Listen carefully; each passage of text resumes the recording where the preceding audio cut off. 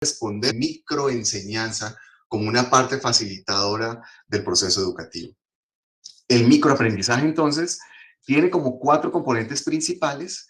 La posibilidad de fragmentar, si se quiere, conceptos o contenidos para hacerlos mucho más fáciles de acceder a todos nuestros estudiantes, en un concepto también que se ha utilizado desde hace mucho tiempo, y es consultarlo a tiempo. ¿Cómo puedo consumir just in time este tipo de información? De la mano de la personalización de la enseñanza. Cómo hacer que esta entrega de contenidos haga parte de una estrategia de aprendizaje personal y, por supuesto, responda a ciertas necesidades individuales. Dos personas en un mismo nivel de formación van a requerir, todos lo sabemos, necesidades diferenciales de formación. Y el microaprendizaje nos puede ayudar a establecer o a dar respuesta a estas cuatro áreas importantes dentro del proceso formativo. Pero hay otro aspecto que aceleró, si se quiere, este fenómeno de microaprendizaje, y es, como lo veíamos previamente, la reciente proliferación de teléfonos inteligentes y de tablets, de iPads, que puso en primer plano el concepto de aprendizaje a través de estos pequeños fragmentos. De aquí que empieza a construirse entonces diferentes herramientas que nos permitan también construir y consumir contenido cuando el usuario lo necesite. Aunque los investigadores han considerado estas ideas como microenseñanza, microaprendizaje, incluso microconocimiento, son conceptos viejos que particularmente estaban o maduraron o fueron estudiados o estaban siendo estudiados alrededor del sitio de trabajo y alrededor de las áreas corporativas primero y luego de las áreas educativas. Una característica primordial de este resurgir del microaprendizaje es que empieza a evolucionar o empieza a hacerse más visible a través de la necesidad de los alumnos, no como muchas otras estrategias educativas donde las necesidades empiezan desde desde las cabezas de dirección y van en una estrategia de arriba hacia abajo permeando hacia los estudiantes. Un ejemplo claro es el uso de los dispositivos. La mayoría de nuestros estudiantes tienen acceso más rápidamente, tienen uso mucho mejor que nosotros o que las mismas instituciones de nuevos dispositivos. Y son ellos los que empiezan a establecer comportamientos de consulta alrededor de estos dispositivos que terminan viéndose desde la academia para poder engranarse después en una estrategia, repito, más clara, digamos, más estructurada de enseñanza, conocido como microaprendizaje. Una de estas diferencias entonces es esa, es que no es una estrategia que surge desde la dirección educativa, sino desde el propio estudiante, desde los propios consumidores, usuarios de la información, y va ascendiendo lentamente hasta poder articularse, insisto, como una estrategia formal que pueda ayudar en los procesos formativos en la educación superior y que viene, si se quiere, del aspecto corporativo de la enseñanza. Para ninguno de nosotros es extraño utilizar este tipo de aprendizaje. En nuestra vida personal, en nuestro trabajo, estamos cocinando el fin de semana y necesitamos resolver una tarea que estamos desarrollando cotidianamente, como arreglar un lavamanos, como hacer una receta de cocina. El microaprendizaje, al ser un fenómeno de abajo arriba, resalta la necesidad de búsqueda de información de manera activa del estudiante, que también sucedía en el aspecto corporativo. Como un trabajador o un empleado tiene una tarea asignada, pero tiene alguna duda alrededor de cómo ejecutarla. Y pide, al contrario, a sus empleadores que le proporcionen algún tipo de herramienta de contenido breve, que no lo distraiga de sus tareas laborales, que le ayuden a favorecer el aprendizaje, ni siquiera en su casa, sino en el sitio de trabajo. La enseñanza de la medicina claramente tiene un gran componente de aprendizaje en el sitio de trabajo. Con el tiempo, el microaprendizaje también se ha metido, por supuesto, en el proceso de formación en la educación médica y se ha arraigado cada vez más, sobre todo en áreas como las nuestras, donde el aprender haciendo tiene un papel tan importante en el proceso de formación de nuestros estudiantes. Sin embargo, cada vez más está permeando otros segmentos de la educación, como la educación secundaria y probablemente la educación básica, donde ya estamos viendo mucho más acercamiento, un acercamiento menos tímido del microaprendizaje, el uso, la utilidad y el diseño de estrategias de microaprendizaje para toda la comunidad educativa. Ahí existen 3 herramientas o si se quiere, tres ejes fundamentales que nos ayudan a entender mejor este resurgimiento, esta nueva ola del microaprendizaje, sobre todo enfocado en la educación superior. Estos tres factores, que algunos autores los denominan como factores sociales principales, convergieron probablemente no solamente por los avances tecnológicos, sino también por la pandemia, y esta confluencia, esta convergencia de factores está creando una situación en la cual el valor del microaprendizaje se reconoce hoy más que nunca. Los factores que impulsan o desarrollan este microaprendizaje no solamente van de abajo hacia arriba, no solamente son ascendentes e impulsados por el alumno, sino son sinérgicos y tienen implicaciones significativas para cualquiera de nosotros que esté embebido o participe en los procesos formativos en carreras de salud. Estos tres componentes los podemos dividir en un componente tecnológico o un componente de dispositivos, un componente relacionado con la gestión del tiempo y un componente, por supuesto, de la interacción social. Los teléfonos inteligentes hoy día son omnipresentes y tienen una fuerte influencia en nuestra vida diaria.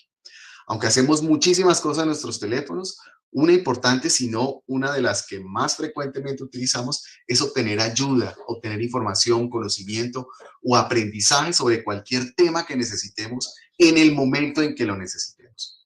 Por ejemplo, supongamos que algunos de ustedes lo invitan a un nuevo restaurante, a un nuevo sitio el fin de semana y se van a encontrar con sus amigos en ese nuevo restaurante y no encuentran la dirección. Nos perdemos. ¿Qué es lo que más probablemente hagamos con nuestros teléfonos? Abrir una aplicación de mapas, abrir Waze, abrir Google Maps y encontrar y obtener direcciones, obtener indicaciones para poder llegar a ese lugar donde queremos ir, para poder completar nuestra tarea. En términos pedagógicos y si se quiere didácticos, lo que estamos haciendo de utilizar Waze es utilizar un sistema de apoyo al aprendizaje o un sistema de apoyo al desempeño. Y ese es uno de los principales componentes que sinergiza o pone aún más de moda este proceso del microaprendizaje. Este sistema de apoyo al aprendizaje o al desempeño corresponde a la situación en que el estudiante está tratando de realizar una tarea, llega al restaurante y está recibiendo información de soporte, más allá de la que ya recibió de manera formal o tradicional, para que el estudiante pueda ayudarlo, para que este sistema, perdón, pueda ayudar al estudiante a realizar esa tarea de una manera más efectiva.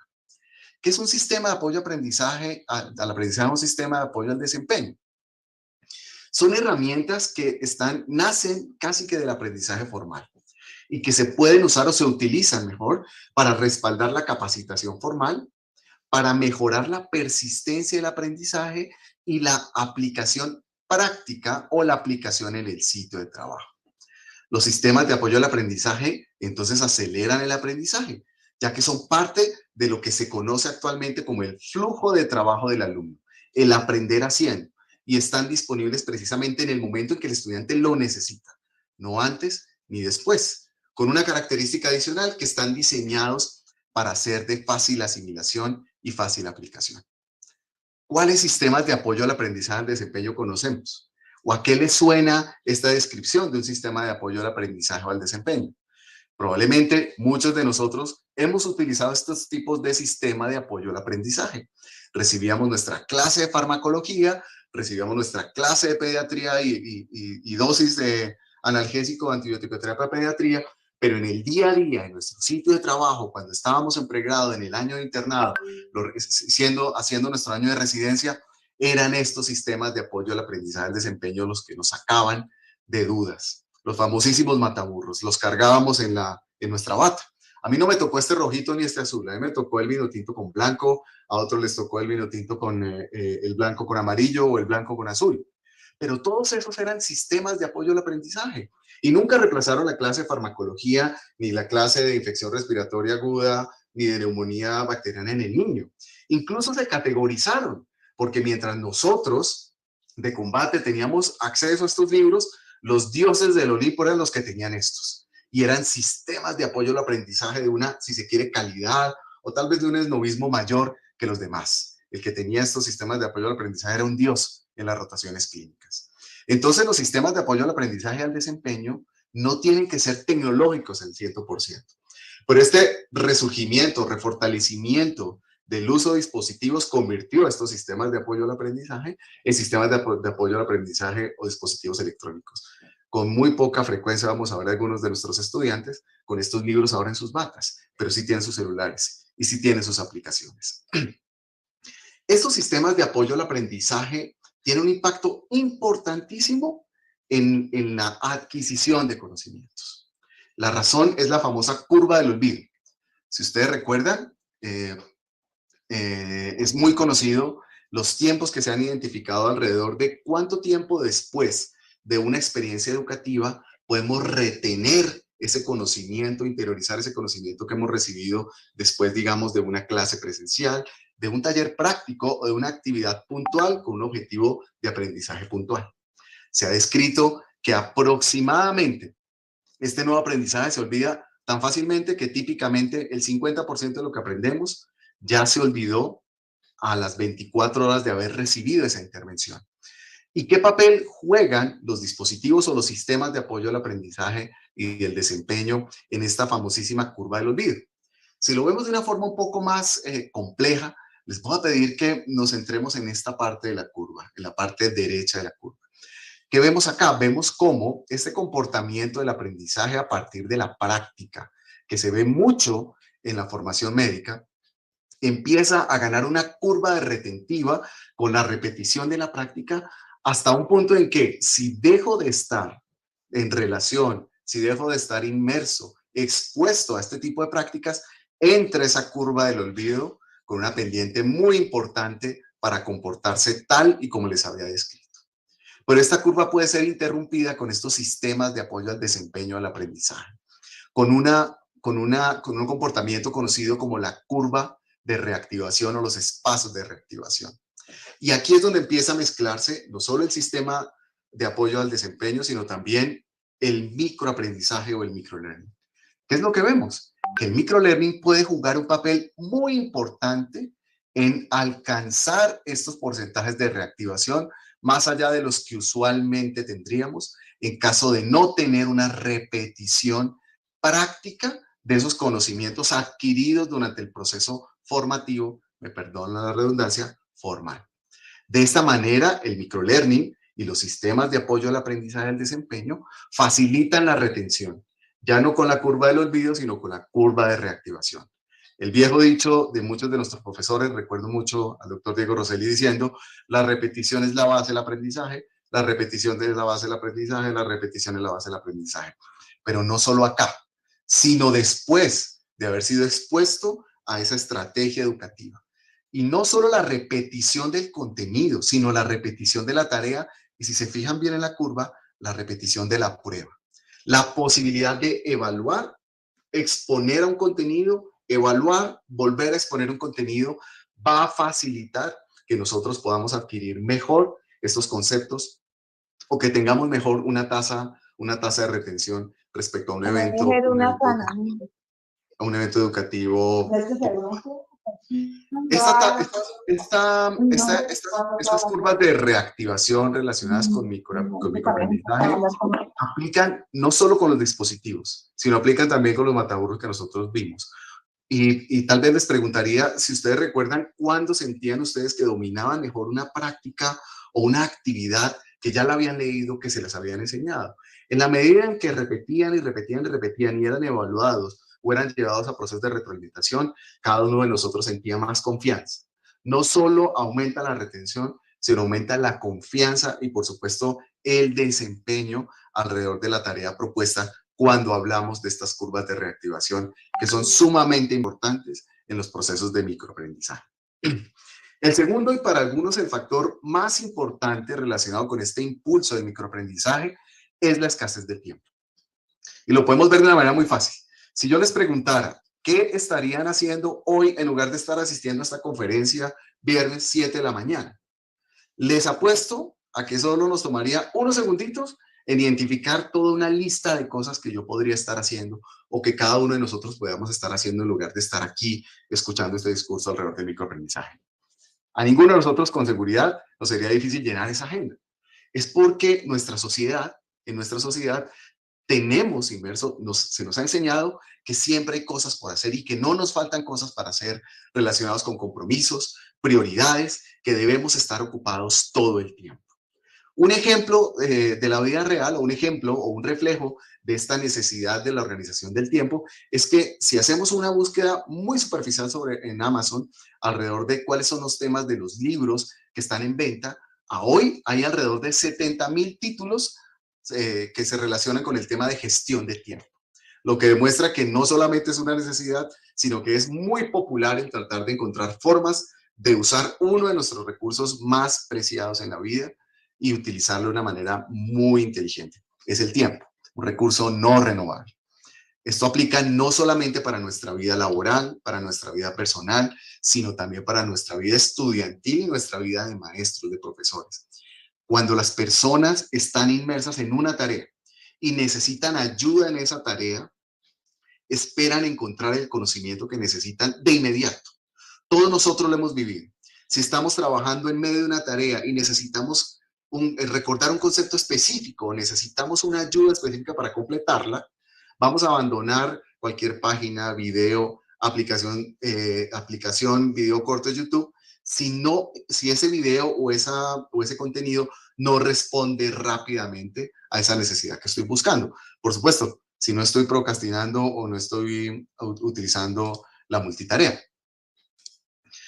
Lo mismo ocurre con el aprendizaje experiencial, donde constantemente buscamos obtener estas herramientas que faciliten el aprendizaje y apoyen el desempeño de la forma más eficiente, más eficiente.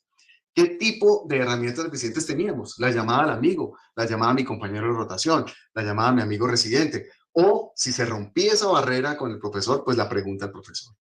Pero en ocasiones no conseguíamos la respuesta porque ninguno de nuestros compañeros la conocía, o a veces considerábamos que el proceso educativo ideal era decirle, tiene que averiguarlo, léalo. Es cierto para cierto desarrollo de competencias básicas o de conocimientos básicos de cara al desarrollo de otras habilidades, pero en ciertas ocasiones lo que necesitamos es ese refuerzo educativo a tiempo que nos apoye en desempeñar adecuadamente la tarea que estamos haciendo. Pensemos en nuestros estudiantes de pregrado, por ejemplo. ¿Cuánto tiempo tienen ellos para poder dedicar a hacer búsquedas alrededor de preguntas o alrededor de su práctica clínica? Cuando están en medio de una rotación, ¿cuánto tiempo tienen? Este artículo ya de algunos años del famosísimo doctor Izaza, cirujano de la Universidad del Rosario, donde intentó medir qué tanto dedicaban de tiempo sus estudiantes a las actividades prácticas, como estudio dirigido, o a las actividades prácticas como autoestudio o práctica individual, y también a las actividades teóricas, y nos demuestra un panorama para esa época un poco claro de cómo se comportaba el tiempo y por qué es tan importante hacer el tiempo eficiente de nuestros estudiantes también cuando están en sus rotaciones prácticas. En ocasiones, lo que se pregunta a nuestros estudiantes es, a veces no puede aprender eso más rápido, o dígame dónde buscarlo y lo puedo encontrar de una forma más rápida. Y más ahora, cuando probablemente se estén atesorando más estos escasos periodos de rotación clínica, sobre todo en nuestros sitios de práctica después de pandemia. En nuestra universidad se ha convertido en un reto poder garantizar estos sitios de práctica. La universidad lo ha logrado, por fortuna, de la mano con sus aliados hospitalarios y su centro de prácticas propio, pero en todo el país, si se quiere, en todas las escuelas de medicina se convirtió en un reto, no solo por el distanciamiento y el riesgo, sino por la misma dinámica de los hospitales, cómo garantizar o facilitar más tiempo a nuestros estudiantes de tener ese contacto clínico real, esa interacción real, no solo con pacientes, sino con profesores y por supuesto con sus colegas. ¿Cómo hacer eficientes esos tiempos? Es otro de los factores o palancas del microaprendizaje que probablemente han hecho que resurja o se haga cada vez más importante este tipo de estrategias.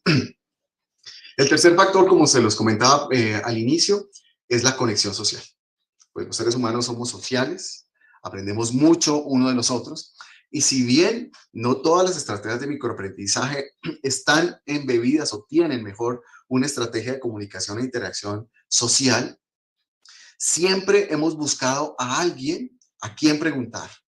El colega sentado a mi lado, ¿Cómo hago para resolver un problema? ¿Qué opinión tiene usted respecto a un tratamiento? Ahora tenemos acceso a una gama muchísimo más amplia de expertos, tanto en tiempo real como en tiempo diferido. Ya no existe esa socialización aislada o solo la participación en un evento específico donde podemos interactuar.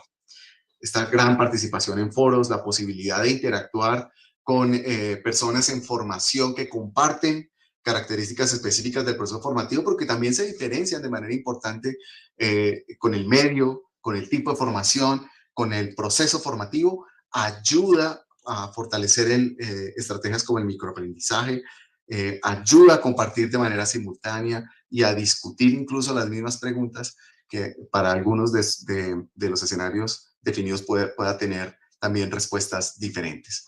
Un ejemplo claro, el New England Journal of Medicine, desde hace ya más de 10 años de manera exitosa, implementó un foro de discusión, Resident 360, Residente 360 grados, donde ponen temas específicos para discutir de manera abierta, sin costo, a diferencia del resto de productos del New England Journal of Medicine. Y cómo vemos cada vez mayor y mayor y mayor participación en estos foros. Puede que se produzca microaprendizaje en alguna participación de estos foros, o como les decía, puede que haya algunas estrategias de microaprendizaje que incluya este tipo de estrategias de compartir o de interactuar, comunicación. Claramente, la interacción social es otro de los factores que nos ayudan a esa interacción y que probablemente ha impulsado, como les decía, en los procesos de microaprendizaje y la enseñanza en salud, sobre todo en la formación a nivel de posgrado. Si bien estas son las palancas que han facilitado el resurgir o ese gran impulso, esa nueva ola de microaprendizaje, nos queda la pregunta de cómo definimos el microaprendizaje. ¿Qué es el microaprendizaje? Y estamos muy dados a eso, a tratar de enmarcar en un concepto específico cada una de las estrategias educativas que nosotros estamos implementando, ya sea a través de la teoría educativa o a través de la didáctica. Definir el microaprendizaje no es tan fácil como podría esperarse. La realidad del microaprendizaje hoy es que es una estrategia que está en constante evolución, está cambiando permanentemente. Y lo vemos tanto desde el punto de vista de las instituciones educativas, con los procesos de innovación a que nos hemos visto no solo impulsados, sino también obligados por nuestros cambios sociales, la pandemia. Lo ven también los estudiantes, lo ven también los proveedores de servicios y todos aquellos que estamos trabajando alrededor de la enseñanza. Es un concepto no muy fácil de delimitar, para algunos un tanto nebuloso, pero cuando se trata de microaprendizaje en general nos preguntamos, bueno, estamos hablando de qué características, de duración, de una forma de entrega electrónica, de un medio audiovisual específico. Estamos hablando de educación formal o de educación informal. Si bien no hay una definición específica, sí hay puntos en común y hay unos aspectos básicos que nos pueden ayudar a identificar y sobre todo a conocer y analizar cómo es la estructura de estas estrategias de educación no novedosas, pero que sí están ahora mucho más de moda que antes, como el microaprendizaje. En 2019 se establece una definición que para mi gusto es muy práctica y muy completa. El grupo de la doctora Kapp, junto con De Felice en el Reino Unido, nos habla del microaprendizaje como una unidad instruccional que proporciona una breve participación en el tiempo alrededor de una actividad diseñada intencionalmente para obtener un resultado específico del participante. Y aquí vemos cómo empiezan a mezclarse esos ingredientes fundamentales que hacen que una estrategia educativa sea realmente calificada como microaprendizaje o no. Otra de las definiciones tal vez un poco más sucintas, un poco más prácticas, es una expresión de una perspectiva específica educativa, pero que va dirigida hacia una unidad específica de enseñanza y actividades de aprendizaje relativamente pequeñas y restringidas en el tiempo. Voy a tomar estas dos definiciones para tratar de construir esos ingredientes principales del microaprendizaje para que podamos ver y empezar a identificar si vemos alguna estrategia educativa novedosa, si en realidad corresponde a microaprendizaje o no, y a invitarlos a que analicen si muchas de las actividades que ustedes han venido haciendo durante estos últimos años probablemente correspondan, o si corresponden o no, a estrategias de microaprendizaje y cuáles tal vez no serían estrategias de microaprendizaje. El primer componente es que hablamos de estrategias o unidades pequeñas. Y eso significa que hay niveles medianos y niveles grandes de aprendizaje. Algunos expertos definen la presencia de microaprendizaje, mesoaprendizaje y macroaprendizaje. Entendido el macroaprendizaje como el currículo, por ejemplo, completo de un programa de formación, un mesoaprendizaje como los contenidos o el sílabus que tiene cada una de las materias, y el microaprendizaje relacionado con ese microconocimiento alrededor de contenidos específicos, unidades temáticas, mordiscos, pedazos, trozos de conocimiento que el estudiante debe adquirir para desarrollar competencias alrededor de un resultado previsto aprendizaje, un objetivo de aprendizaje completo o más integral. Ese es el primer componente, que en cada estrategia de microaprendizaje vamos a encontrar una unidad de instrucción muy pequeña que cumple con un objetivo y la mayoría de las veces uno solo, un objetivo de aprendizaje claramente definido. Veamos cada uno de estos elementos que les mencionaba alrededor de la definición. Perdón. Unidad didáctica. Es esta unidad de instrucción a la cual me referí. Pero es una unidad de instrucción completa. ¿Qué significa eso? Va de principio a fin. Puede ser una experiencia de aprendizaje también que permite adquirir una habilidad en relación a una tarea o en relación al desempeño. Es decir, es todo lo que el paciente o el participante o el estudiante, perdónenme, necesita para poder desarrollar esa habilidad y que debe estar contenido entre la unidad. Puede ser un video instruccional, puede ser un mensaje de texto, puede ser una instrucción impresa, un indicador de rendimiento, puede ser una tarjeta, un memo. Pero es una instrucción completa que va a proporcionar todos los elementos necesarios para que el estudiante alcance ese resultado, ese objetivo que nosotros deseamos. En pocas palabras, que no requiere de ninguna otra ayuda para poder alcanzar ese objetivo en términos de contenido. Duración o duración breve. En el microaprendizaje, la experiencia en términos generales no debería durar más de unos minutos. Sin embargo, definir con exactitud cuánto es el tiempo no está universalmente acordado. Se han descrito estrategias de microaprendizaje que pueden ir desde pocos segundos hasta una hora, pero en términos generales 60 minutos es el límite donde se para o se detiene la duración de las estrategias de microaprendizaje. Sin embargo, una restricción de tiempo y decir es que el microaprendizaje porque son 60 y no 61 no es una característica que realmente funcione. Naturalmente, diferentes objetivos de aprendizaje o diferentes necesidades de aprendizaje o diferentes tareas en el sitio de trabajo van a requerir diferentes periodos de tiempo. El objetivo en general de una experiencia de microaprendizaje es que debe centrarse en lograr el resultado único que se planteó. Al mantener concentrado ese resultado, ese objetivo, el microaprendizaje también va a ser corto.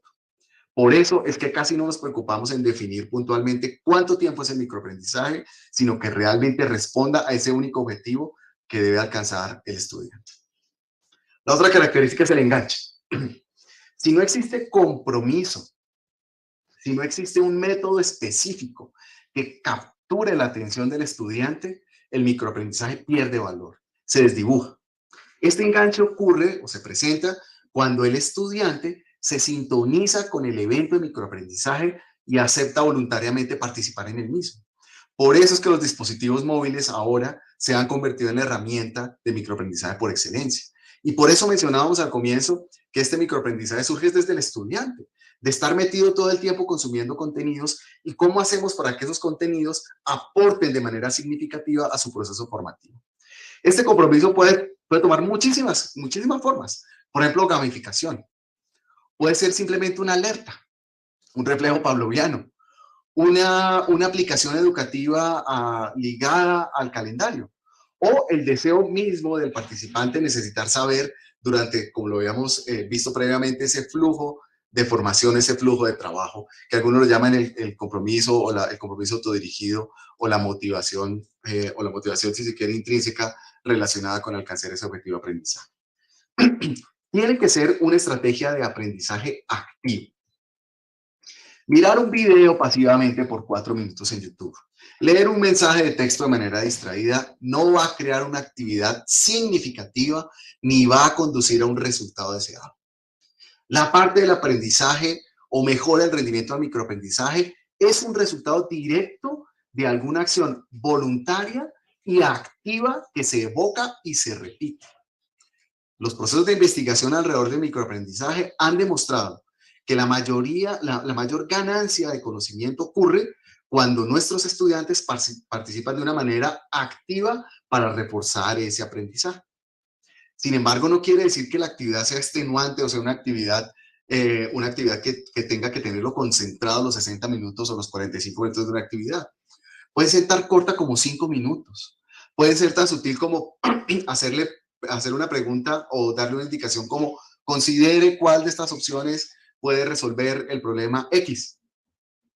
O tan concreta como llevarlo a decir, tome esta jeringa, insértela de una forma determinada en una zona específica del cuerpo, o tome o coloque el dispositivo sobre la superficie del tórax del paciente de una manera X o de una manera Y.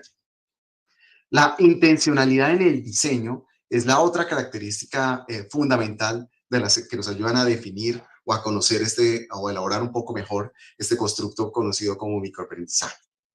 ¿Qué significa diseño intencional? Diseño intencional es que la actividad de microaprendizaje sea planeada como microaprendizaje, que sea acotada y enfocada para tal fin. Dividir un curso de 1 hora o una materia en partes pequeñas de 5, de 10 minutos y llamarlo microaprendizaje no va a producir el resultado de aprendizaje que se desea con este tipo de herramientas. Este proceso, como les decía, debe ser intencional y debe apuntarle al resultado que se quiere con la tarea del microlearning. No es simplemente adaptar los contenidos a una forma visual agradable para el estudiante o a una forma novedosa, que ha sido una de las grandes críticas de todas estas plataformas de e-learning, que lo que intentaron fue llevar nuestras clases de una misma forma, pero dividida en pequeños segmentos, a una plataforma virtual. Eso no es microaprendizaje. El microaprendizaje cumple con las características que ya les había, que estamos discutiendo. Lo hemos insistido mucho, el resultado específico. Una de las primeras cosas que debemos ver o tener en cuenta cuando diseñamos una estrategia de microaprendizaje es determinar qué espero del microaprendizaje, qué espero de mis estudiantes. Por ejemplo, quiero que mi estudiante desarrolle o complete una tarea específica, que pueda ensamblar adecuadamente un elemento, actuar de una manera específica punto por punto, que lleve a cabo un proceso, una tarea manual de manera ordenada, etapa por etapa. Debe ayudar a facilitar ese resultado específico y debemos tenerlo muy en cuenta desde la planeación de la estrategia de aprendizaje. Esto nos va a enfocar, saber qué resultado vamos a obtener, en qué tipo de diseño y, por supuesto, cómo vamos a medir si nuestro estudiante alcanza o no ese resultado específico que viene del microaprendizaje.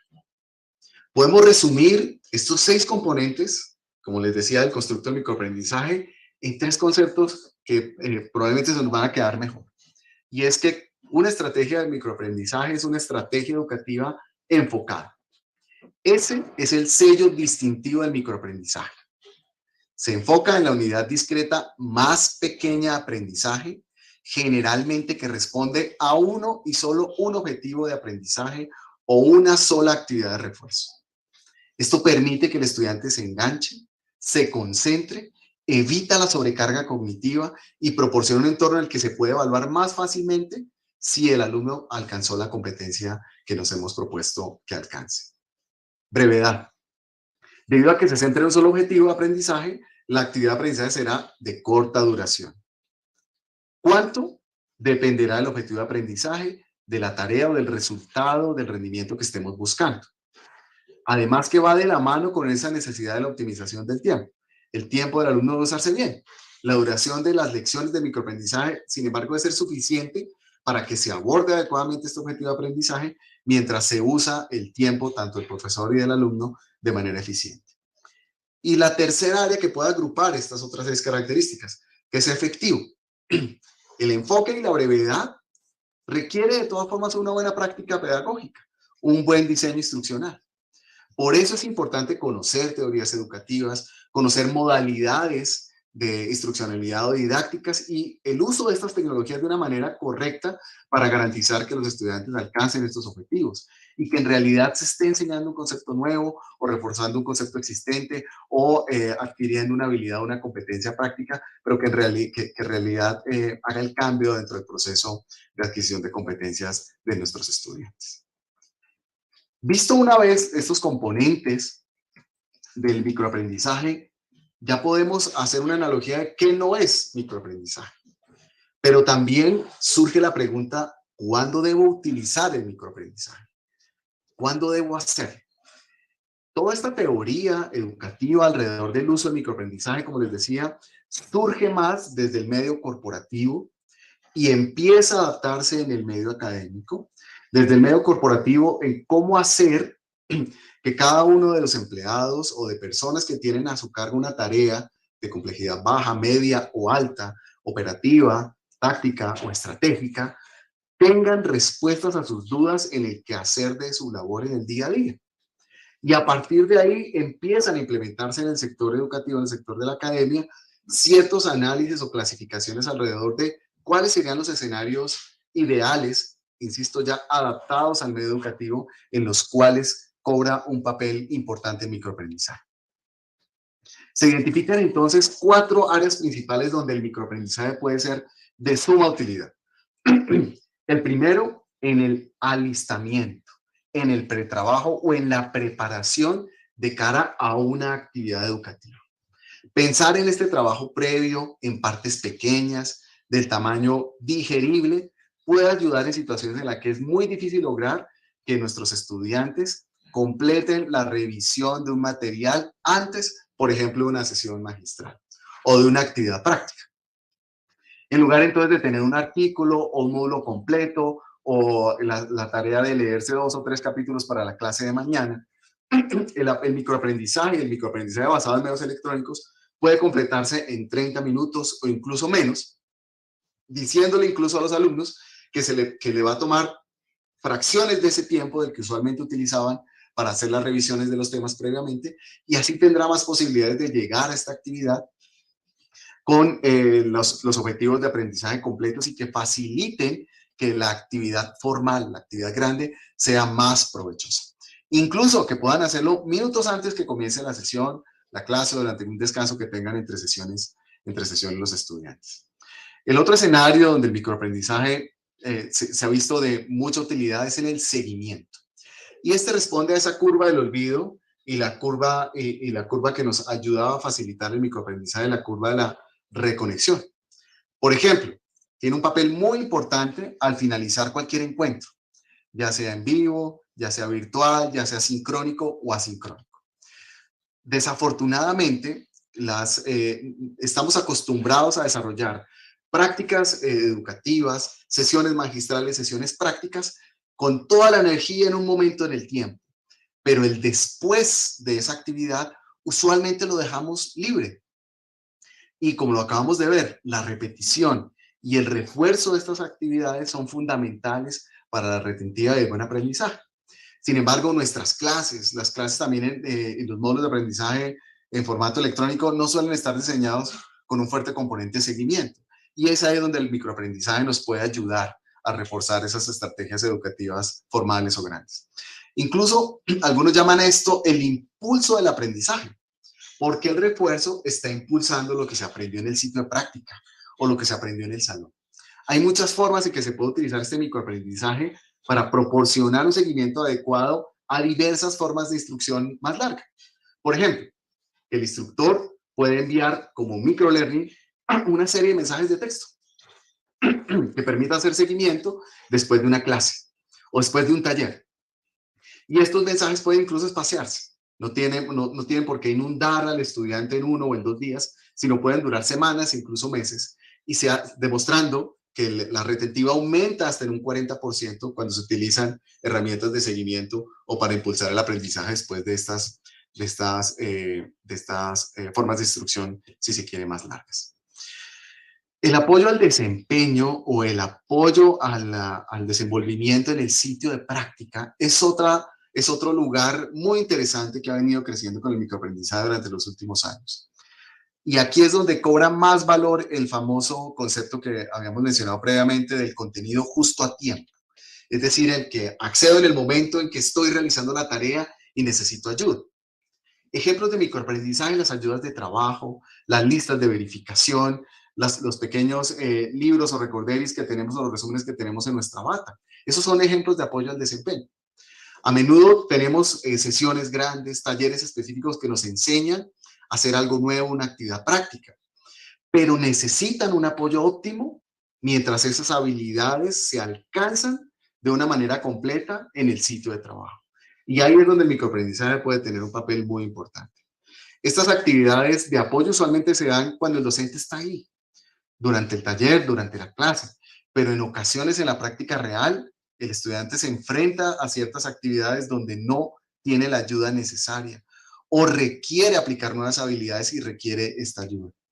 Hay un ejemplo clásico alrededor de la utilidad en el apoyo al desempeño, donde cómo se brindaba, no en medicina, apoyo al desempeño para una tarea operaria después de dictar una clase a un grupo de estudiantes de educación superior técnica. Y ahí se demostró cómo, utilizando estrategias de microaprendizaje en papel, ni siquiera por dispositivo electrónico, se reducía no solamente el tiempo en que los estudiantes alcanzaban la competencia deseada en el manejo de una máquina, un dispositivo, sino que con el tiempo se reducía también el tiempo de salón, el tiempo que era requerido de los estudiantes dentro del aula para aprender la habilidad del manejo, en este caso de una máquina. Y esto hace parte de este concepto que hemos ido mencionando, conocido como el aprendizaje del flujo de trabajo, que no es más que recibir notificaciones emergentes, consejos, técnicas específicas cuando se detecta que el alumno no está desempeñando de manera óptima su tarea. Ya sea que el propio alumno lo detecte, que un tercero, un facilitador lo detecte, o que incluso un dispositivo electrónico lo haga. Y aquí es donde se están presentando estos grandes avances en tecnología educativa, incluida la participación de la inteligencia artificial y probablemente el concepto que ustedes han escuchado del contenido personalizado y el famosísimo aprendizaje adaptativo, que no es más que un aprendizaje que responde a un flujo de trabajo y que en la mayoría de las veces corresponde a estrategias de microaprendizaje para facilitar el alcanzar este tipo de competencias. El entrenamiento independiente es la última área donde se pueden agrupar, donde se puede agrupar la importancia, donde se puede ver mejor la importancia del microaprendizaje entre la enseñanza y la educación superior. Y corresponde al autoestudio, a tener preguntas sobre el contenido, sobre que el alumno probablemente sabe algo, pero que pueda que no tenga claro el enfoque, que no tenga claro el procedimiento alrededor de la tarea que se quiere realizar. Y aquí también los nuevos sistemas de inteligencia artificial y de aprendizaje automático cobran mucha relevancia, porque usualmente en las nuevas estrategias de microaprendizaje, esta identificación de necesidades y este aporte al entrenamiento independiente corresponden a algoritmos adaptativos que se van adaptando, valga la redundancia, o van respondiendo de acuerdo a cómo va respondiendo el estudiante de manera independiente. Si yo respondo de manera incorrecta, va a disminuir probablemente, haciendo una gran sobresimplificación del proceso de aprendizaje adaptativo y el uso de algoritmos, pero va a reducir la complejidad de la pregunta hasta tener un nivel de habilidad de respuesta correcto que tenga este estudiante. Y se acompaña de videos de aprendizaje, se acompaña de mensajes e incluso puede estar acompañado también de sesiones en vivo específicas para subgrupos de acuerdo a los niveles de entrenamiento independiente que tenga cada uno de los estudiantes. Digamos que uno de los grandes aportes del microaprendizaje en el entrenamiento independiente está relacionado con que el estudiante siente que está utilizando su tiempo bien, ya que ese proceso de autoevaluación hace que el estudiante diga, caramba, yo sí estoy aprendiendo lo que necesitaba aprender, y no como en algunas actividades que utilizas en el learning, como algunos estudiantes afirman o responden en encuestas que ese concepto ya lo sabían, que no era necesario haber gastado, invertido su tiempo en ese concepto, sino avanzar rápidamente. O como algunos otros requerían una profundización mayor en algún concepto específico que esa estrategia de aprendizaje no les ofrecía de manera adecuada. Estos son los 4 elementos y como lo vemos, estos 4 escenarios o 4 elementos responden o se adaptan claramente al proceso de formación en medicina. Así como las etapas que debemos o que deben surtir o que debemos tener en cuenta desde la orilla de los profesores para poder diseñar este tipo de estrategias de microaprendizaje. Si bien existen diversas derroteros o guías que nos van a ayudar a construir estos objetos del microaprendizaje, quisiera compartir con ustedes una muy sencilla que nos va a hacer como muy claros o mucha claridad y nos va a reforzar lo que hemos visto alrededor del microaprendizaje en cómo puedo construir o cómo se debería construir una estrategia de microaprendizaje. Lo que vemos aquí es una infografía de microaprendizaje que tiene un objetivo claro y es enseñar las etapas del proceso de construcción de un módulo de microaprendizaje. Es microaprendizaje para aprender microaprendizaje. Y podemos dividirlo en 4 etapas claramente identificadas. El primero, que lo hemos repetido de una manera muy consciente, es los objetivos del microaprendizaje. ¿Qué es lo que queremos que nuestro estudiante alcance? Y perdónenme, no es el objetivo. Un objetivo con cada estrategia de microaprendizaje. La preparación o el diseño del contenido del microaprendizaje. ¿Cuál es ese contenido que tiene la información completa de principio a fin para que nuestro estudiante alcance ese objetivo o esa habilidad que queremos que alcance, ya sea como refuerzo o para un concepto novedoso con una estrategia de microaprendizaje? ¿Cómo se entrega? ¿Cómo vamos a entregar el microaprendizaje? ¿Cuál es el formato o los formatos que vamos a utilizar? En este caso, por ejemplo, una infografía. Y finalmente, ¿cómo voy a evaluar el microaprendizaje? ¿Está embebida el proceso de evaluación dentro de la estrategia de microaprendizaje? O lo que voy a ver es un cambio alrededor de un comportamiento, de una habilidad en otro escenario. Tengo que estar seguro de la efectividad de la estrategia que yo he implementado a través de microaprendizaje. Cualquier otra estrategia o recomendación de construcción de contenidos de microaprendizaje muy seguramente va a obedecer esta misma estructura. Objetivo, contenido, entrega y evaluación de la estrategia de microaprendizaje, que es el derrotero o la guía, como les decía, que nos va a ayudar a construir este tipo de estrategias. Pero, ¿cómo se está llevando a cabo el microaprendizaje o qué tanto microaprendizaje en realidad se está utilizando hoy en día? Microaprendizaje, si se quiere, tal vez pasado por este tamiz de formalismo o este constructo definitorio alrededor del microaprendizaje. Microaprendizaje no es nuevo para el sector productivo, no es nuevo para el sector educativo y tampoco es nuevo para la medicina. Si ustedes recuerdan, el New England Journal of Medicine también, alrededor del 2007, fue en que empezamos a ver estos famosos, deslumbrantes videos, bueno, cuando teníamos acceso gratuito al New England Journal of Medicine, acerca de procedimientos casi que cotidianos, paracentesis, punción lumbar, o en este caso, una estrategia de microaprendizaje muy interesante, donde se define claramente el objetivo, y el objetivo aquí era conocer uno a uno los pasos necesarios o la técnica necesaria paso a paso para la inserción de un catéter venoso central y cómo se entregaba el contenido por medio de 2 herramientas específicas. Había un video de corta duración, pero también un artículo. Y el artículo no era la transcripción del video, sino el artículo era una preparación casi para poder ver el video, aunque los 2 elementos se podían consumir, si se quiere, de manera independiente. El microlearning está hace mucho tiempo con nosotros, pero cada vez más estamos interiorizando su presencia y cada vez más nos estamos familiarizando con estas estrategias de microaprendizaje. Y familiarizando no solo en encontrar oportunidades u ofertas de microaprendizaje, sino que nosotros mismos estamos diseñando estrategias de microaprendizaje. Otro viejo conocido, Medscape. Los estudios de resultados que han analizado la retentiva o qué desenlaces se tienen alrededor de Medscape, que ya diseñó dentro de su página 2 apartados específicos de formación, han demostrado que son buenos y que utilizan, y ellos claramente utilizan múltiples formas de entrega o formatos de microaprendizaje. Una de estas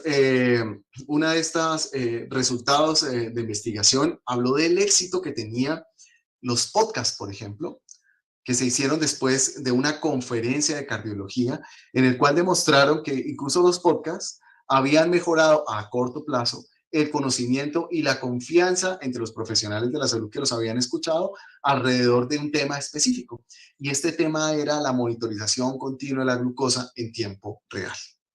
Por supuesto, se identificaron muchas opciones de mejora o muchas lagunas alrededor de los procesos educativos, pero ya plataformas como Medscape ha logrado incluso adaptación de contenidos a diversas áreas geográficas. Entonces ya tenemos una versión de Medscape en español, esta que la consulté el día de ayer, con ponentes también de habla en castellano, latinoamericanos, que desarrollan estos contenidos de microaprendizaje.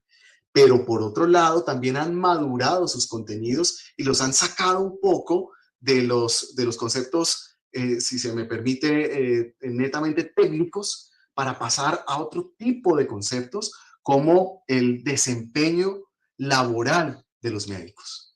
Cursos relacionados con gerencia, con pagos, con habilidades blandas, bueno, para algunos ahora habilidades esenciales.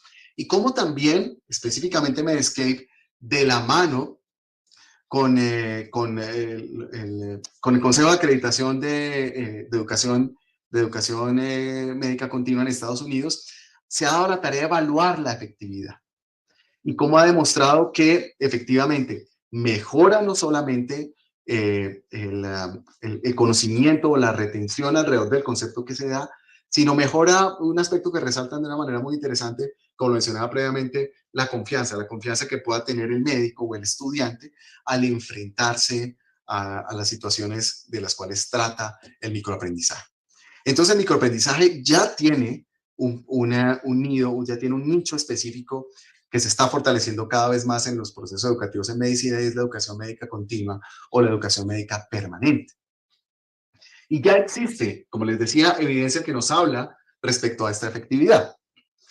Este es uno de los artículos más recientes alrededor de cómo se desempeñaban ciertas estrategias individuales de enseñanza cuando ya se hacían diseños de comparación.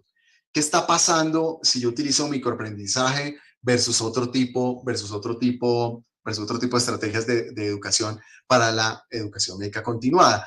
Y este es muy interesante, quería compartirlo con ustedes porque compara casos clínicos entregados en una manera digital, pero no bajo una estructura de microaprendizaje, que eran alrededor de 15 minutos de videos con audio que describía de manera interactiva un caso clínico específico alrededor del manejo de la diabetes, comparado con una estrategia formal de microaprendizaje, pero en podcast, que a su vez tenía una duración mucho menor, que podía durar en promedio entre 60 e incluso algunos entre 180 segundos. ¿Y cómo empiezan a comparar estas dos estrategias para poder determinar cuál era la efectividad de las dos y si era una superior a la otra? Desafortunadamente, el gran problema que tuvieron, y se dieron cuenta de ese gran déficit que tenía la estrategia de microaprendizaje, es que las estrategias digitales convencionales ya tienen interiorizados los procesos de evaluación. Entonces los estudiantes responden casi que de manera automática a esas encuestas al final de la estrategia para determinar o medir si fue efectiva, si no fue efectiva, cómo percibían ellos el efecto que pueda tener la estrategia educativa. Mientras que el podcast no había una estrategia adecuada. Cuando intentaron resolverlo, generaron encuestas de manera masiva, si se quiere, a todos los participantes, pero las tasas de respuesta de esa encuesta fueron muy bajas. De hecho, ninguno de los que participaron en el podcast la respondió. Y aquí surge o se refuerza esa necesidad de tener claro cómo evaluar mis estrategias de aprendizaje. Por otro lado, otros estudios sí han demostrado, si se quiere, la efectividad o al menos la percepción que tienen los profesionales de la salud alrededor del microaprendizaje en el sitio de trabajo o en educación médica continuada. El estudio de One Minute Wonder, hecho en 2022, recientemente publicado online en noviembre de 2019 y oficialmente en la revista alrededor de 2022, trató de evaluar cómo la implementación de una estrategia muy conocida en el Reino Unido podría o no funcionar, o cuál era la percepción que tenía el personal sanitario en Austria y en Alemania alrededor de esta estrategia de microaprendizaje.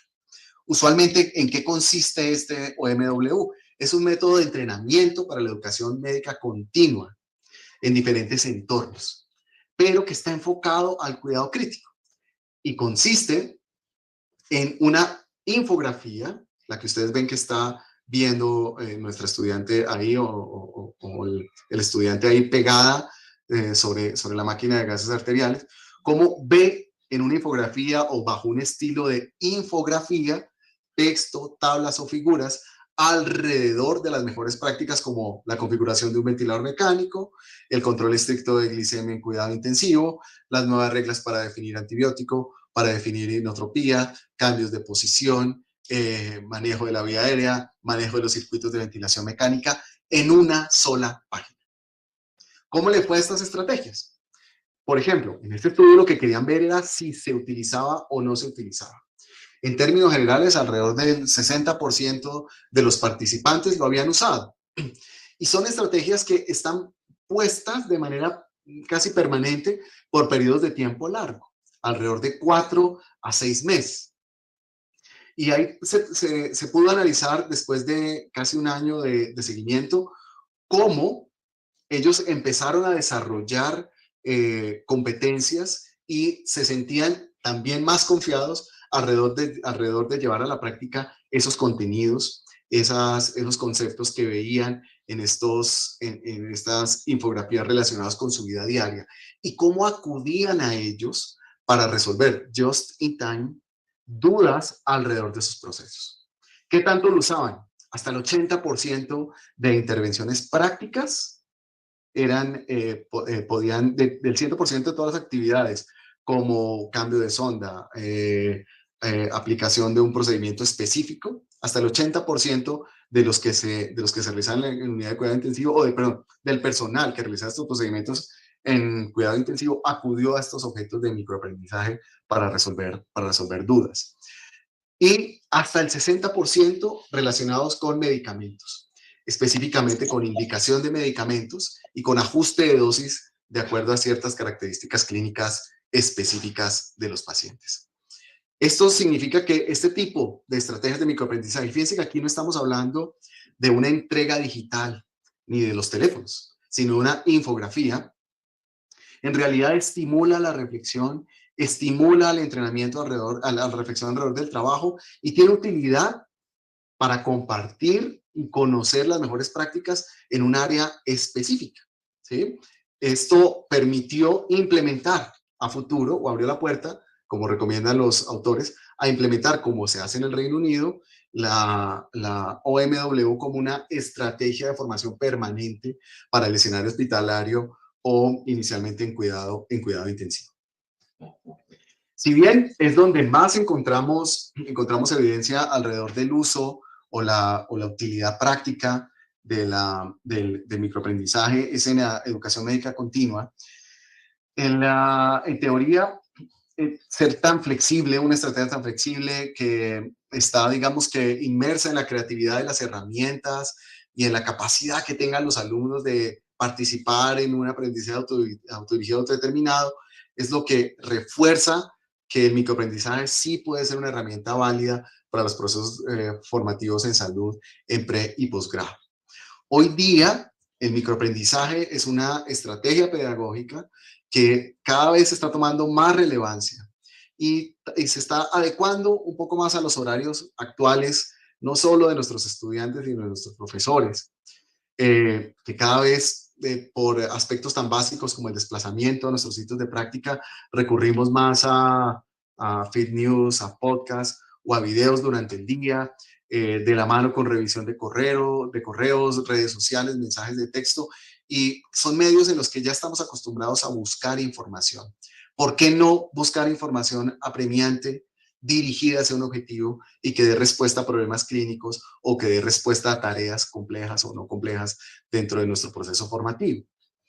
Este es el gran lugar que está teniendo o que se está planteando alrededor del microaprendizaje. Sí, microaprendizaje realmente es la respuesta, no por supuesto a todo el proceso de enseñanza-aprendizaje en medicina, sino sobre todo a esa etapa de refuerzo y esa etapa de preparación que puede ayudar a que nuestros estudiantes alcancen esas competencias de una mejor forma, a que sus porcentajes, como lo vimos previamente, de retentiva sean mayores, ya que, como lo he mencionado previamente, sí tiene un efecto positivo, no solamente en la retentiva, sino en la confianza para realizar procedimientos, en la confianza para utilizar y retener los conocimientos, y también en la confianza que dan, para algunos tristemente, la tranquilidad de poder interactuar con un dispositivo electrónico, para algunos que todavía tienen dificultades en esa interrelación o interacción uno a uno.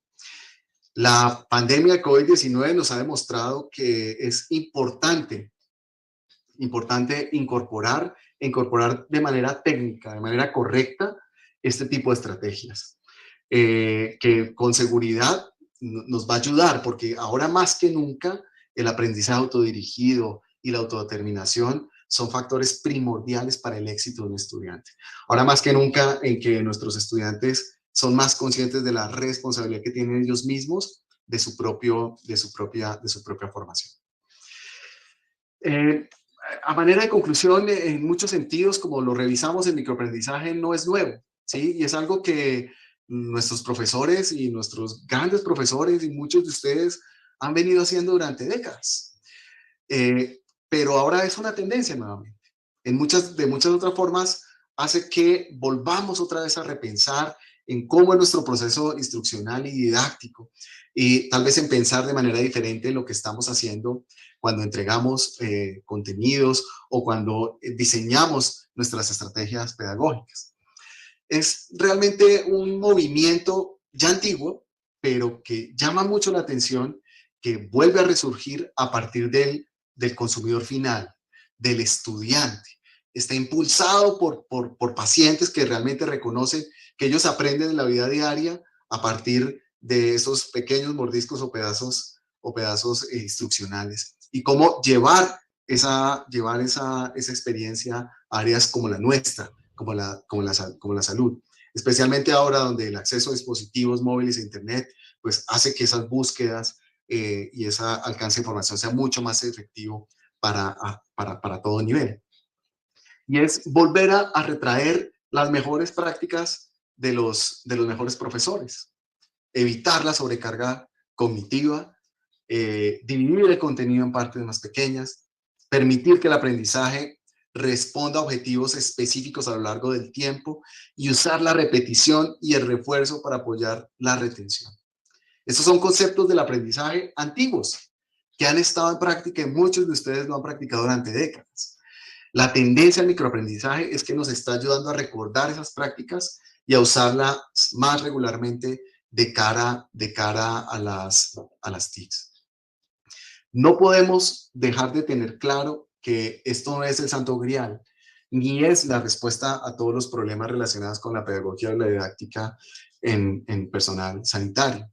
Tiene un alcance claro y frente a los desafíos de cómo retomar esas buenas prácticas de formación, si apostamos por el microlearning, es una decisión, creo yo, acertada, pero tenemos que tener mucho cuidado para no analizar esta tendencia de una manera reduccionista o maniquea. El microlearning no es solo elaborar recursos que duren 5 minutos. Tampoco es un recurso que debería reemplazar los recursos, las estrategias pedagógicas más largas o convencionales, sino tiene un lugar específico. Diseñar estos programas implica en toda una estrategia de aprendizaje que debe respetar los principios de aprendizaje para no caer en los mismos errores en los que se cayó, por ejemplo, en esta Dale gran proliferación que hubo una- de cursos virtuales, donde terminaron siendo la virtualización de diseños presenciales, que no corresponde a al verdadero microlearning. Esta virtualización es más que es solo una herramienta, pero podemos tener microlearning con infografías, como lo vemos aquí, que es el microaprendizaje se convierte al final en un proceso más parecido de rediseñar más que adaptar contenidos hacia un objetivo pedagógico específico. Quería finalmente agradecerles la paciencia y el tiempo que tuvieron para permitirme llevarles estos conceptos que hemos venido trabajando a la luz de la Universidad de La Sabana, en la maestría de Educación Médica, donde no solo se estudia, como vemos aquí a Luis Alfonso, en esta famosa fotografía que está en redes.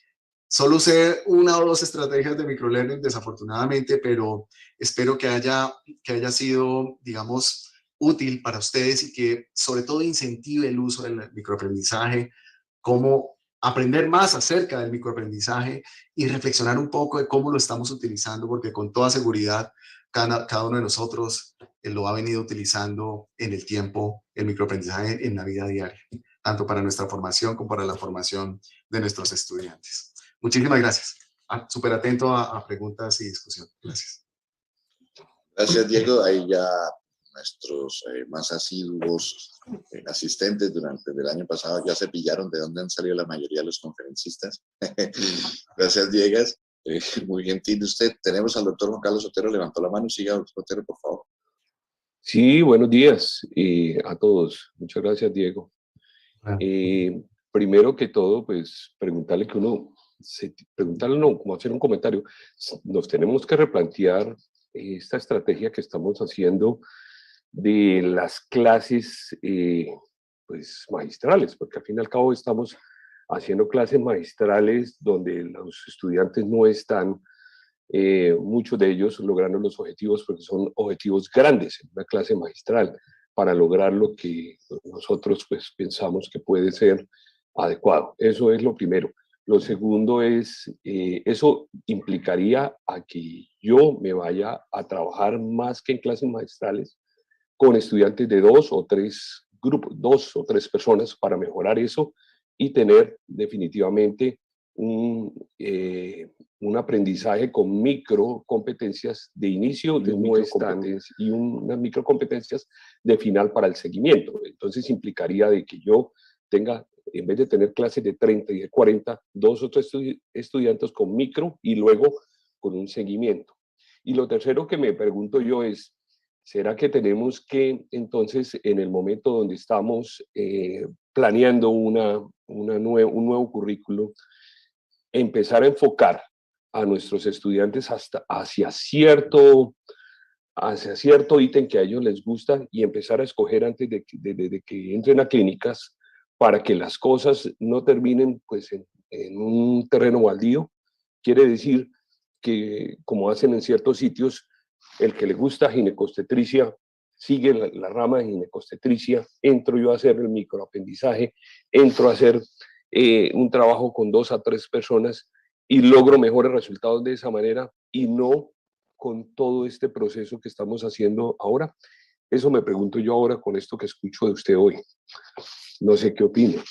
Sumamente interesante, doctor Otero. Yo creo que intento identificar tal vez 2 áreas ahí importantísimas. Una es cómo, si me permite parafrasearlo, cómo hacer tal vez más eficiente o tener un mayor impacto en los procesos de formación de esas clases magistrales donde tenemos muchos estudiantes y donde en general nosotros enseñamos y fuimos enseñados de una manera tal vez un poco más pasiva y teórica que práctica, ¿cierto?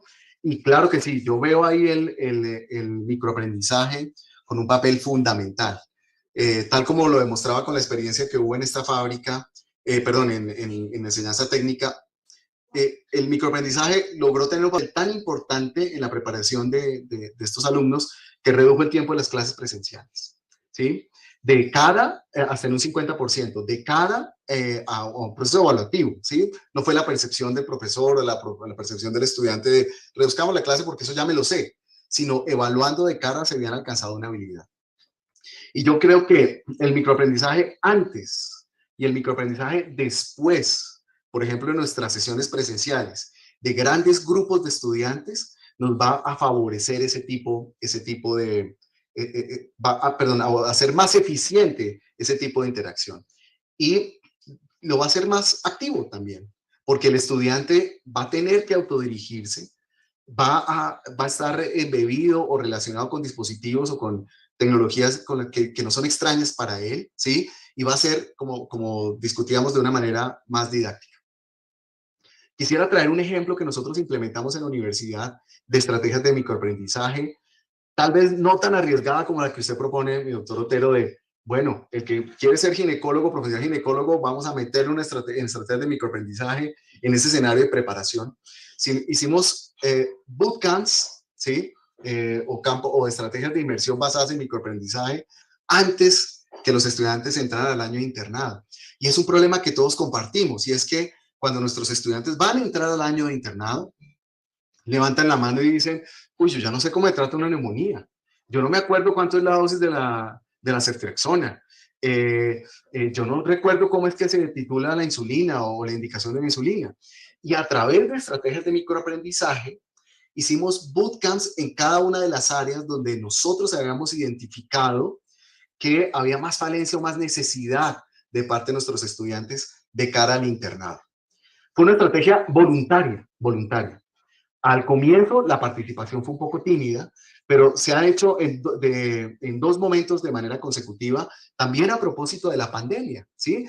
De cómo nuestros estudiantes habían perdido ese relacionamiento, los sitios de práctica, y cómo estas estrategias de microaprendizaje, también como ya no preparación para un conocimiento nuevo, sino preparación para la práctica, para el aprendizaje supervisado en el sitio de trabajo, cómo tuvo un efecto muy positivo para ellos.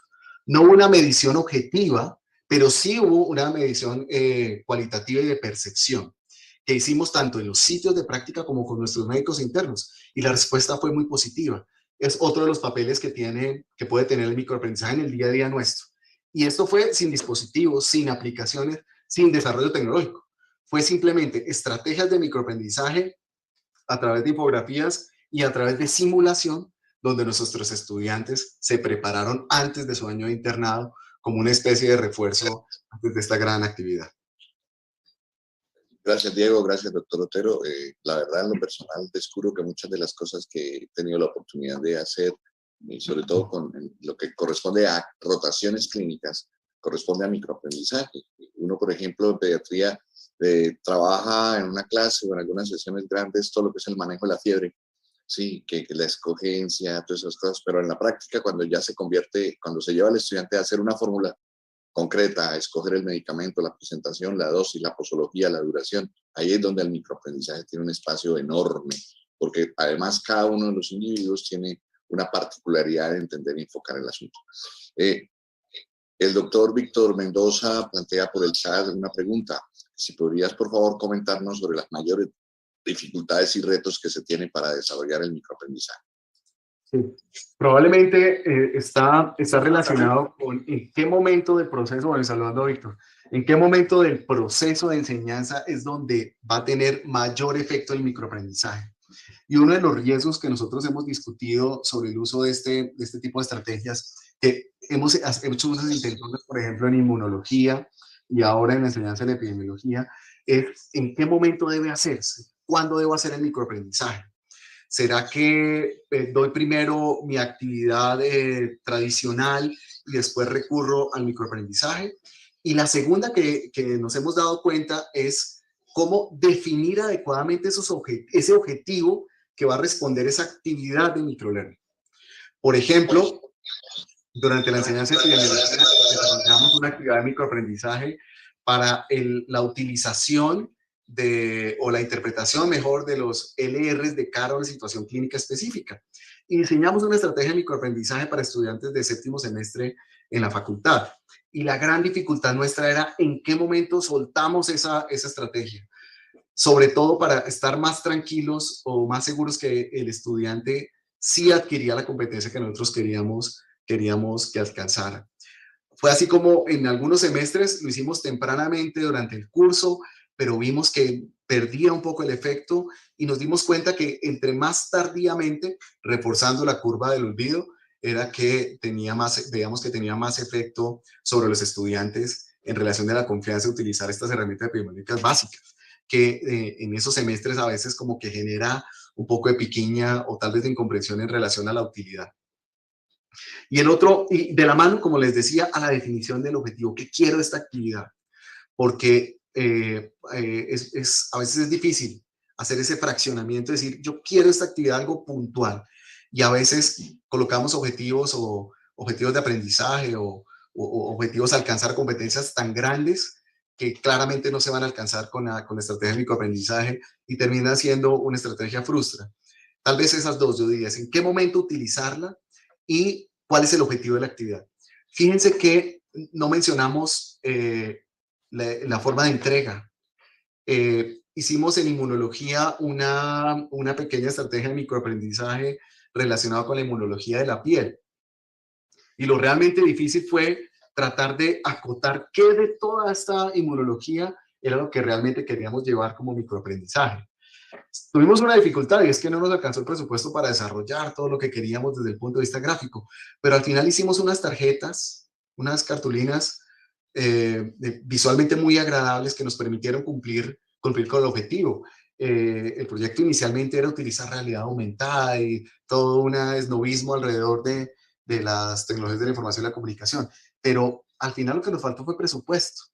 ¿Y cómo se resolvió? Con la impresión de una gráfica de alta calidad. Desafortunadamente no puedo mostrárselas porque hace parte de un proyecto contratado por un tercero hacia la universidad y hay derechos pues, de reproducción y copia, pero esa fue otra experiencia de microaprendizaje como educación médica continuada que desarrollamos en la universidad. Gracias, Diego.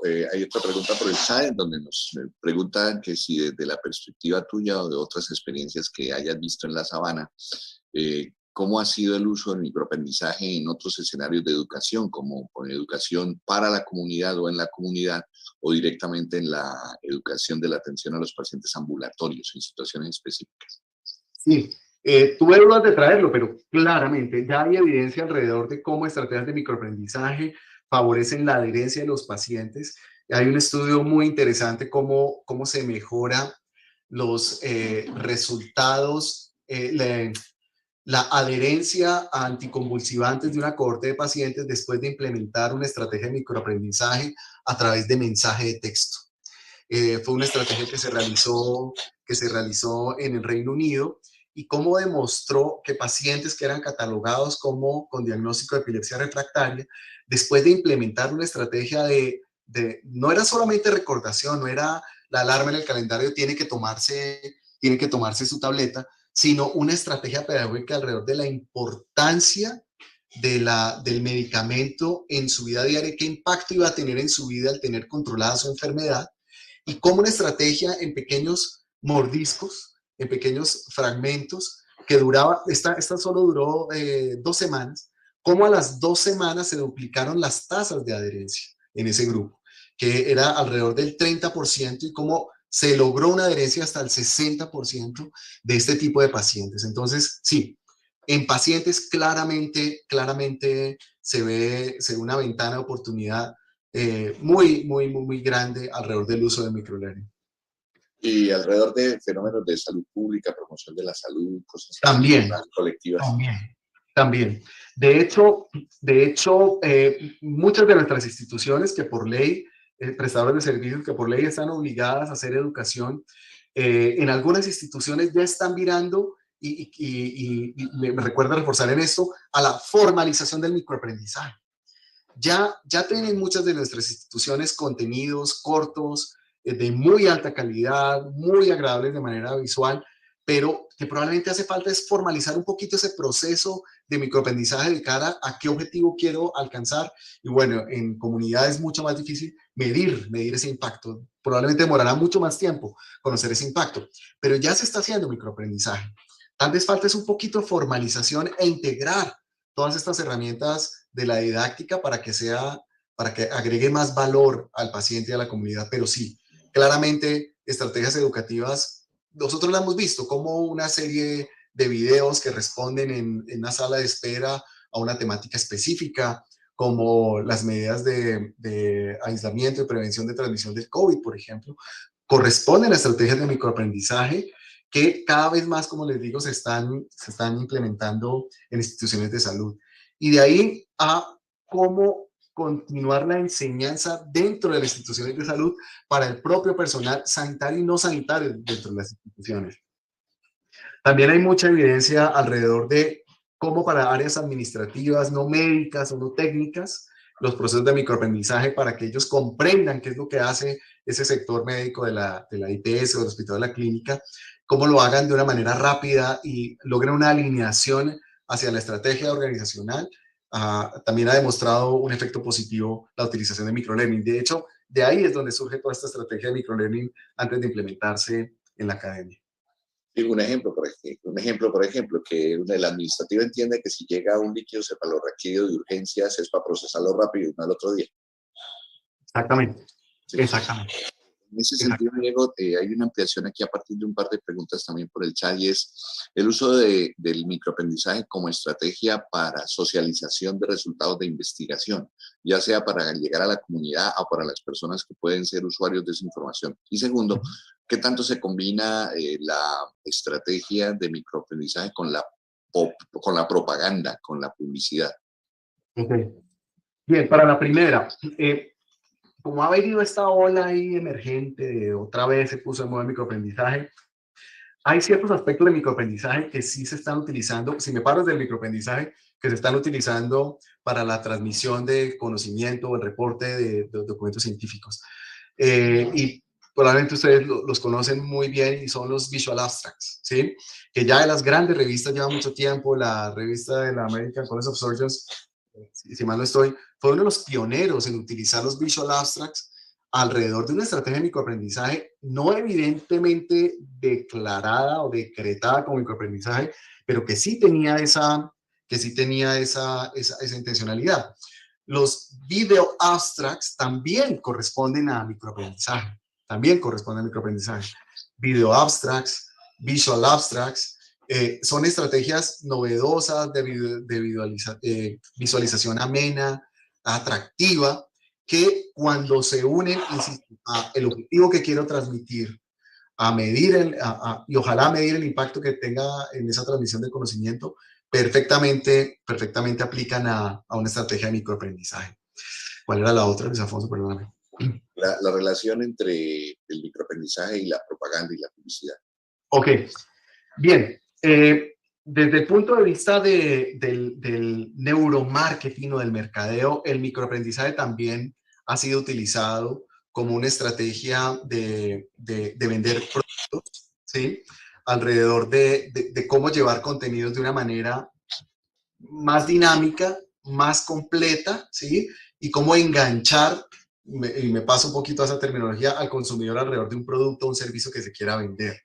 De hecho, sí, el microaprendizaje hace parte de campañas publicitarias y cuando uno empieza a entrarse un poquito en este escenario, no solo de la parte corporativa, sino la parte del neuromarketing, el microaprendizaje se ha venido utilizando.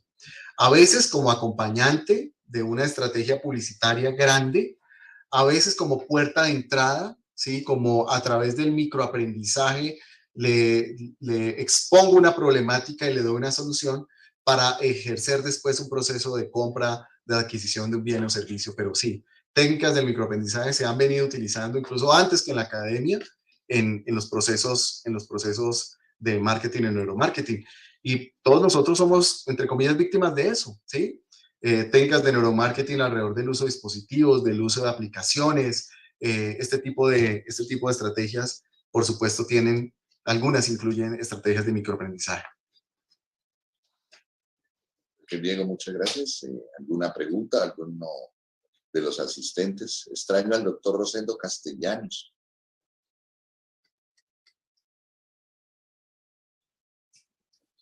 Es que hola, buenos días, está en actividad de examen con los estudiantes que no podía aplazar, entonces no está.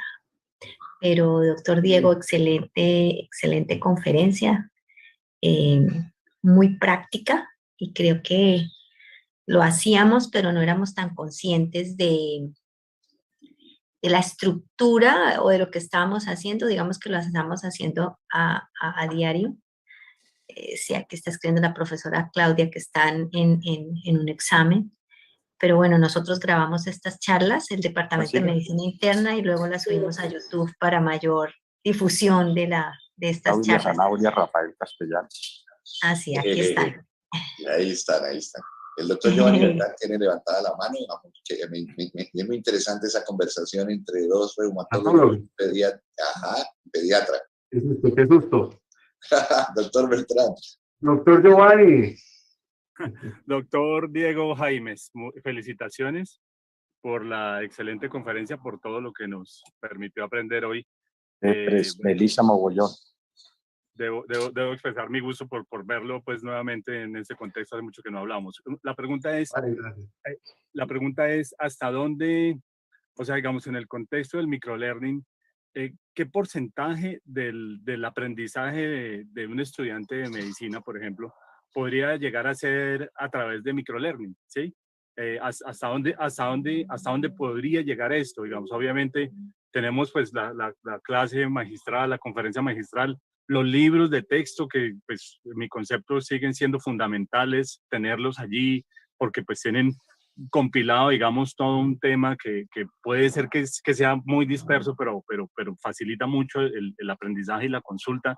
Entonces la pregunta es, ¿qué porcentaje, digamos, hasta dónde podría llegar esto? Es la opinión, Diego. ¿Qué porcentaje, digamos, del aprendizaje que un estudiante llegue a tener para formarse como médico puede llegar a hacer a través del microlearning? ¿Y cuánto se consideraría que debe ser todavía de una manera tradicional, digámoslo, pues sí, por otros métodos distintos? Giovanni, primero un gustazo escucharlo y saludarlo. Ya estoy viendo a mi profesor, el doctor Castellanos, también. Un gusto verlo, doctor Rosendo. La respuesta es que no hay respuesta, doctor Giovanni. No, hasta el momento en los procesos de formación en salud, no se ha medido en realidad cuánto debería ser el porcentaje de participación óptimo o de utilización, perdónenme, óptimo de estrategias de microaprendizaje versus estrategias, digamos, usuales. Lo que sí se ha visto es que la utilización o la mezcla de estrategias de microaprendizaje sí agrega valor en términos de resultados, a los estudiantes. Tal vez, o más que una recomendación, es una opinión, es tratar de incluir una actividad de microaprendizaje, al menos una estrategia de aprendizaje, al menos dentro de uno de los módulos que nosotros tengamos. Desde mi punto de vista y nuestra experiencia, ha sido algo muy positivo, ¿sí? Tener que llegar probablemente a que por cada actividad usual, habitual, una estrategia de refuerzo de microaprendizaje, yo lo veo como algo muy factible y que probablemente pueda dar un resultado muy, muy positivo en los procesos de enseñanza-aprendizaje. Eso, por ejemplo, en relación a las clases como tal, ¿sí? A las sesiones como tal. Otro escenario es el aprendizaje en el sitio de trabajo. Cuando yo estoy, por ejemplo, aprendiendo a hacer intubación orotraqueal, cuando estoy aprendiendo a manejar inotrópicos en cuidado intensivo. Ahí, más que conocer una combinación o un porcentaje de combinación entre cuánto debe ser de estudio y cuánto debe ser de microlearning, ahí es que nuestros estudiantes o nosotros mismos tengamos a la mano herramientas adecuadas. El microlearning da ese contexto de calidad, de enfoque correcto, que me permita resolver las dudas cuando yo las presente, cuando yo las tenga de una manera adecuada. En ese aprendizaje en el sitio de trabajo, lo que hablamos del flujo de trabajo, el flujo de aprendizaje de la actividad práctica, ahí es donde yo creo que debemos tener herramientas muy fuertes de microlearning, que no van a reemplazar ninguna otra estrategia. O sea, yo no voy a poner un catéter solamente viendo el video del New England Journal of Medicine. Tengo que tener conocimientos de anatomía, tengo que tener conocimientos relacionados con las indicaciones, las posibles complicaciones, más allá de la técnica. Pero sí puedo tener una duda mientras alcanzo ese nivel de experto en la habilidad o de poder realizarlo sin supervisión esa actividad. ¿cómo hago de esa actividad profesional confiable, como se llama ahora, que está muy de moda, cómo poder resolver mis dudas en el momento en que me puedo enfrentar a un paciente y en el momento de definir de si sí o no le coloco el catéter, cuando tenga una duda específica, y ahí es donde el microaprendizaje cobra un valor importantísimo y no reemplaza ninguna de las otras estrategias, sino que es una ayuda más, just in time, para resolver una de esas dudas. Creo que hay una pregunta de investigación supremamente interesante, y es si existe una combinación desde acá porque internet del hospital para que tenga un mejor resultado. se va. ¿Sí? ¿Por qué sí el internet? Doctor Rosendo. Sí. Doctor Rosendo, buenos días. Buenos días, profe Luis Alfonso, ¿cómo estamos? Bien, bien, aquí aprendiendo mucho de Diego. He estado parcialmente en la reunión porque estábamos en evaluación de estudiantes, pero lo que he podido escuchar me parece muy, digamos, sintonizado con muchas cosas que nosotros hacemos. Perfecto, doctor Rosendo. Sí, hoy los semestres clínicos se están cerrando semestre, creo que tienen evaluaciones en medicina interna, cirugía, gineco, creo que también, o está terminando. Pero bueno, aquí tenemos todo y hemos venido aprovechando todas estas cuestiones. ¿Alguna inquietud adicional?